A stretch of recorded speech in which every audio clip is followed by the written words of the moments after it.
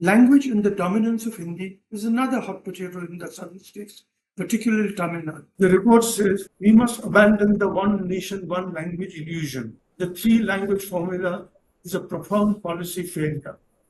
English must be the permanent official language of the Union, the permanent link language of the Union, and entrench English permanently as the language for all constitutional courts.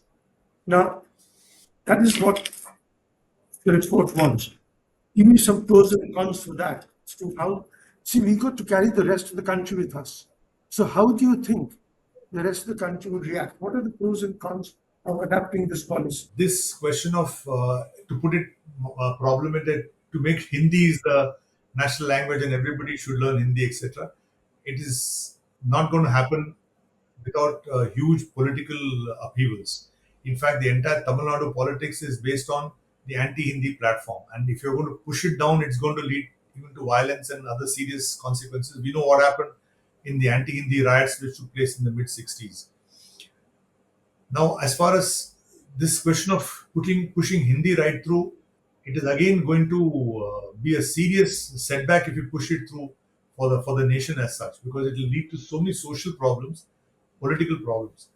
Now, one thing I've seen, because my wife works with an NGO which runs a lot of schools. There is a huge demand for English medium instruction, right? The schools where the regional languages is the thing, their admissions are declining. Many classrooms don't have enough number of students because everybody wants English, because that's the way for upward mobility, that's the way to get into jobs and so on and so forth. I think we must take a lesson from Lee Kuan Yew.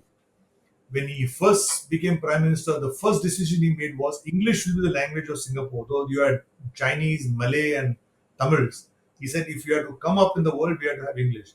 So I think this question of each state downgrading English, and ironically, all the ministers shouldn't go to the best possible English medium schools, but they insist on Tamil medium and Hindi medium and Marathi medium. And ironically, like in Tamil Nadu, for the free midday meal scheme, only if you're studying in Tamil medium you get the midday meal, which is ridiculous. Why not a poor boy studying English medium? So to answer to your question on this language issue, I think there should be a national policy of promoting English with the regional language, and those who want to study Hindi will study. You see, when I was young, I mean, I was in Madras at that time.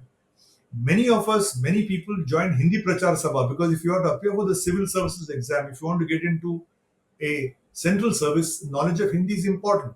So today, if I feel Hindi is going to be necessary for me to get into the civil services or to get into a national thing, I will also automatically study Hindi. Don't make it compulsory. When you make it compulsory, there's a backlash.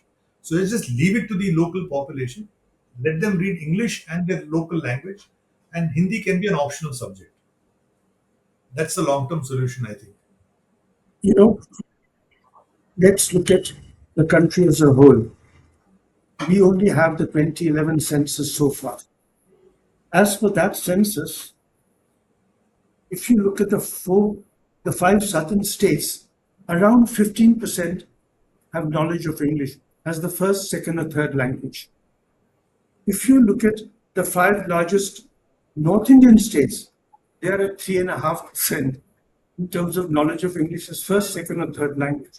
You know, we do a fair amount of election work, so we go to rural areas. They say convent school. But there is no nun, and there is no teacher who knows any English. I mean, how do we get enough teachers of English language to get people in the north? I mean, it can't happen tomorrow. It's over 30, 40 years.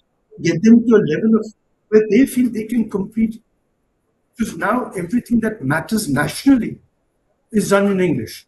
So the question is, how do we organize that? What does the government do to provide help to people who go to schools? As you're absolutely right, most people now don't go to government schools, they go to private schools. Private schools that say they teach English. The quality of the teaching is terrible versus the South, where they've been teaching it for years and the quality is much better. So, with that, if the North is a terrible disadvantage, how do we resolve that issue? As you rightly put it, it is a serious problem which admits of no short-term solution. But As you put it, that see, that's why now I was told the civil services exam you can now write it in your local language. You can write the civil services IAS exam. I'm told in Hindi also. I'm told, I don't know how far that's correct, but because you don't know English, you now make it convenient to do it in Hindi. And what happens to an officer who comes to southern states if he doesn't know English? I'll also tell you, in many of the northern states, in the district judiciary, they speak only the regional language. There's no knowledge of English at all. So if that district judge is going to become a high court judge, how is he going to deliver judgments? Rightly or wrongly, the language of the courts is English. Under the constitution, though the language is Hindi, under the Official Languages Act, English is to continue to be the, but English is not an official language under the schedule, you see, ironically. So I think that on a language issue, though this person recommends English and thing, I think we should make it, let the northern states start. The southern states had English. The northern states can catch up in 5 to 10 years, but English must be given as an option there. And in northern states, many of the people who can afford it, they go to a private school where English is taught. You see, a person uh, pays sometimes a substantial part of his salary just in paying the school fees so the child can go to an English medium school. I'm not talking about quality of teaching, but at least the But child they knows are English. as far behind in English as the South is in Hindi. They're really struggling in Yes. the North and East. So it will take quite a fair amount of time for them to catch up. That also has a link with the higher per capita income of the southern states.